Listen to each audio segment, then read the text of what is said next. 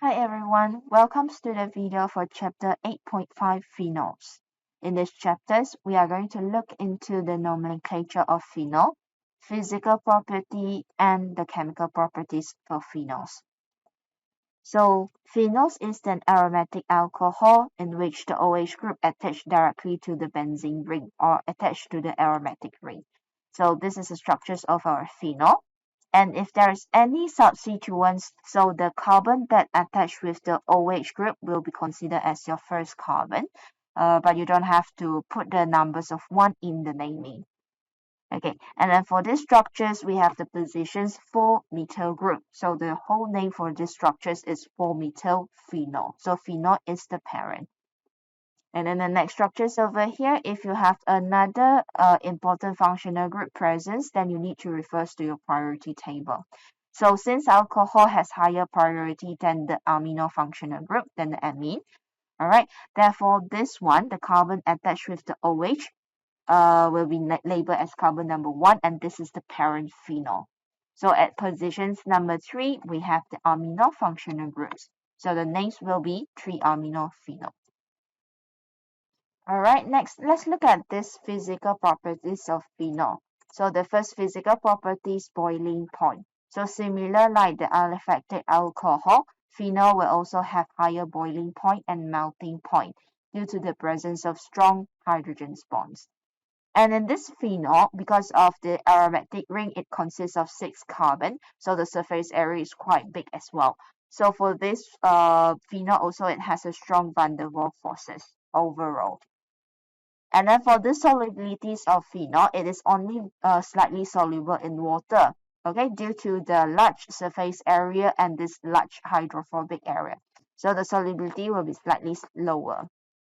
Next, let's look at the acidity. So this is a new subtopic under physical properties. And we need to compare the acidity between aliphatic alcohol, water, and aromatic alcohol, which is the phenol.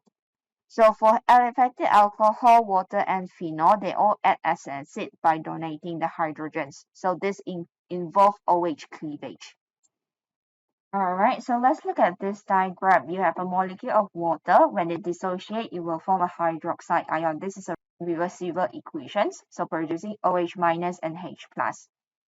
And then this is a general formula for aliphatic alcohol, ROH. So when it dissociates by releasing a proton, and it produces alkoxide ion, and this is the phenol. When it releases 1 proton, it generates phenoxide ion. So hydroxide ion, alkoxide ion, and phenoxide ion is known as the conjugate base. Okay, and you look at the tables over here, also we have this Ka value, which represent the dissociation constant. So this one is in first semester, chapter 7. So dissociation constant, if you have a higher Ka value, it represents that this phenol is a slightly stronger acid. Okay, the higher the value of Ka, the stronger is the acid. So the more stable is the conjugate base form, the higher will be the acidity. So we will say that anything that stabilizes the conjugate base will make the acid more acidic. All right, next, let's look at the factors affect acidity. Okay, factor affect acidity. So it includes resonance effect and inductive effects. Okay, so for resonance effects, if there is presence of resonance structures, it will stabilize the conjugate base form. Therefore, it increases the acidity, or we can also say that the acid become more acidic. The next factors is inductive effects. So you have to check is there any presence of electron donating group or electron withdrawing group. So electron donating group will destabilize the conjugate base. If there's any presence of electron donating group, it will reduce the acidity. So examples of electron donating group is the alkyl group, any of the alkyl group. And then for this electron withdrawing group will stabilize the conjugate base. So the presence of electron withdrawing group will increase the acidity. So examples of this electron withdrawing group is fluorine, chlorine, bromine, iodine, or nitro group. So in general, the increasing order of acidity, aliphatic alcohol is the least acidic, followed by water, and phenol is the most acidic. Phenol is more acidic due to the phenoxide ion produced is more stable. So remember that the more stable is the conjugate base, the higher the acidity. So for this phenoxide ion produced is stabilized by resonance effect. So this resonance effect refers to when the negative charge on oxygen's atom is delocalized into the benzene ring. Okay, so the delocalization, so over here we will show it in the diagram below. This is the structures of phenol. So when it donates the proton, it involves the cleavage between oxygens and hydrogens. So you're going to produce this phenoxide ion. Okay, this is the conjugate base. So using the phenoxide ions over here, you need to draw out the resonance structures.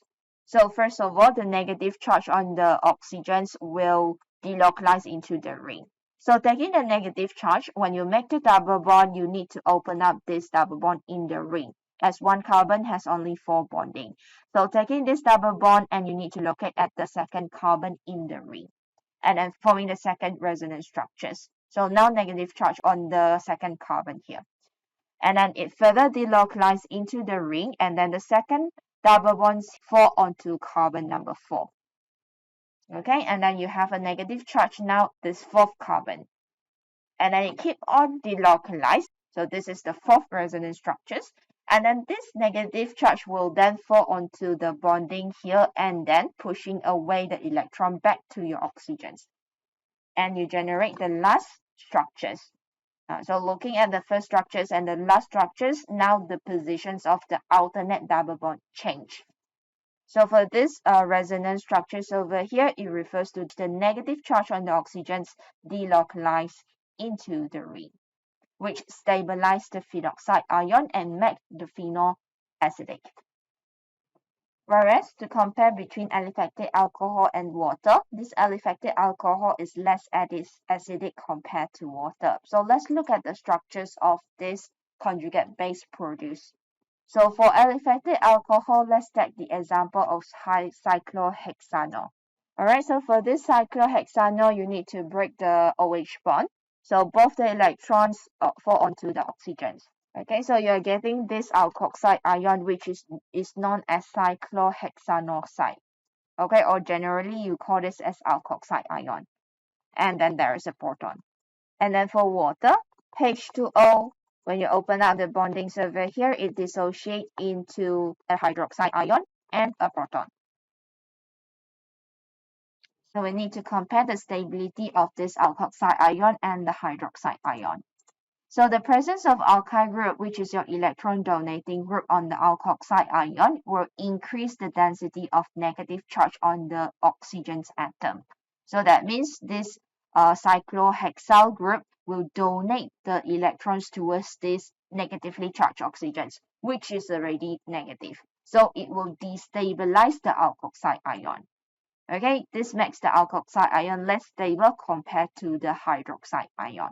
So in aliphatic alcohol, we have this inductive effect, which makes the alkoxide ion less stable. And the less stable is the conjugate base, the less acidic will be this aliphatic alcohol. All right, lastly, let's look at the chemical properties of phenol. So for phenol, it only has 4 reactions.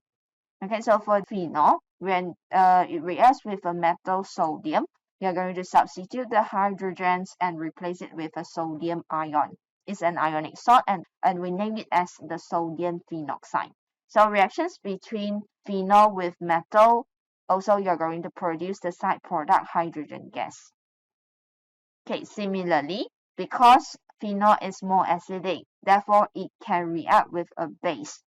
Okay, phenol react with NaOH to generate sodium phenoxide as well, but the side product now is H2O. So phenol is more acidic than aliphatic alcohol, hence it can react with a base, but aliphatic alcohol cannot. Okay, the reason is because aliphatic alcohol is less acidic. So only phenol can react with the base. And then the next reactions is phenol react with FeCl3, iron trichloride solutions. So for these reactions, you are going to get a purple complex. So this is a phenol, and then from the middle of this ring, you just pull out a bonding and then attach to this FeCl3. So this will be a purple complex. And for phenol, when it reacts with bromine water, Br2H2O, or also can written as Br2 aqueous, okay, bromine solutions. So you're going to form this product in which the bromine will substitute at positions 2, 4, 6. So this will be a white precipitate. And the name of the structures, we name it as 2,4,6-tribromophenol. So both of these purple complex and white precipitate, because we can see the observations, so we will take two of these reactions as the identification test to identify the presence of phenol structures. Okay, so remember there's only 4 reactions for phenol, and 2 of it is identification test. So that's the end of chapter 8. Please attempt the exercises, and I'm going to see you in the next video.